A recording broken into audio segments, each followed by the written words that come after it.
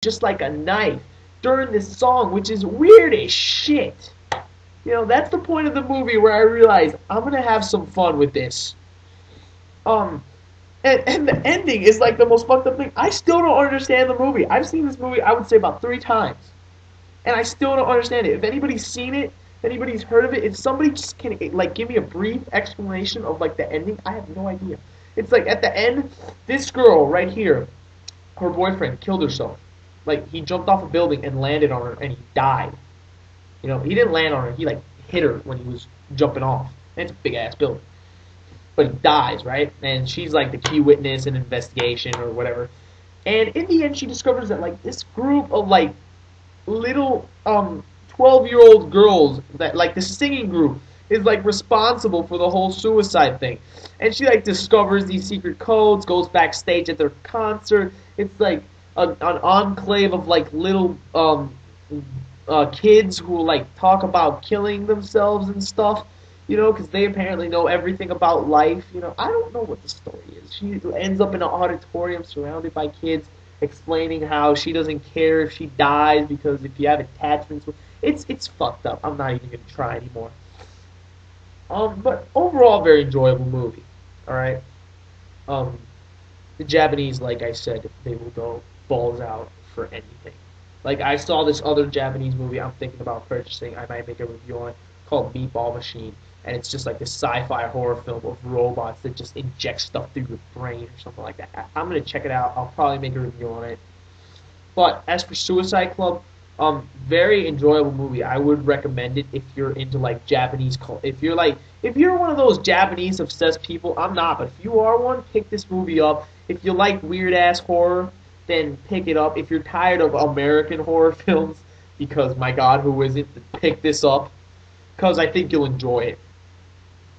All right, next up is Moonchild. Now, this is a movie I know I'm going to get a lot of shit about because if you've seen my Twilight review, I basically made it a point on how I detest fucking vampires and fucking not emos, but like people who are obsessed with this whole vampire and love, lust, and death thing. You know, this movie is about vampires. But here's the big difference. It is a Japanese movie about vampires. You know what the problem with Twilight is? It's an American-made movie about vampires. When Americans make a movie about vampires, they make sure that we know that they know that everything in this goddamn movie revolves around the fucking vampire. But in the Japanese vampire movies, it doesn't. Alright? The vampire is the main character, but the whole fucking story does not rely on the motherfucking vampire. Alright? It's about this group of kids, 3 kids, right? Who, as a child, grew up in like the underbelly of the city. I think it's either China or Thailand, you know, something like that. But they grew up in like the underbelly of the city, you know. They were like low like slumdog kids, like they were like from the slums. They had to steal from people to make a living, you know. And one day they discover this guy who's almost dead. One of them does, and brings him back to like their hideout. They discover he's a vampire because one of these mob guys they steal from tries to kill him, and the vampire like defends him and feeds off him, whatever.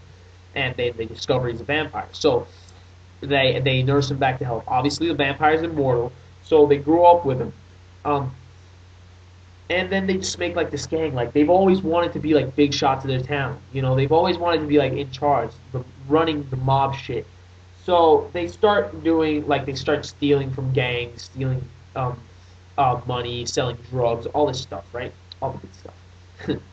um, One of their brothers owns like a pet shop or something. That guy's hilarious because that guy smokes like weed from like this futuristic bong. Because this is like I think it's set in the future, like a little bit in the future. And he smokes weed from it. And every single time he smokes, he sees like this big ass goldfish just floating around in front of him. It's like literally, it's not even like a computer generated fish. It's like they seriously took an image of a fish, enlarged it, and just green screened it onto the fucking movie. It looks amazing, but it looks, it's like great because he just like loses his shit every time he sees the fucking fish. But the movie does have obviously its dramatic moments, its emotional moments. But I feel, my opinion, I feel like they pulled it off better, you know. Like you can actually, the characters are well developed, and you can actually like not relate, but you can feel like some type of emotion for it. Like when the character, there's a scene where one of their friends gets shot and killed, and I actually felt like holy shit, that sucks, right? Because you know. But most of American horror, like not even horror films, just most American films in general, don't really make me like connect with the characters. And that's one of the big problems I have with American filmmaking. Um, but Moonchild, I do recommend it.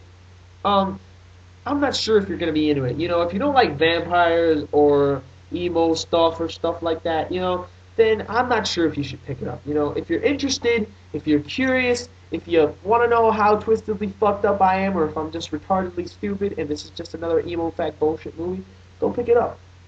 You know, it's your choice.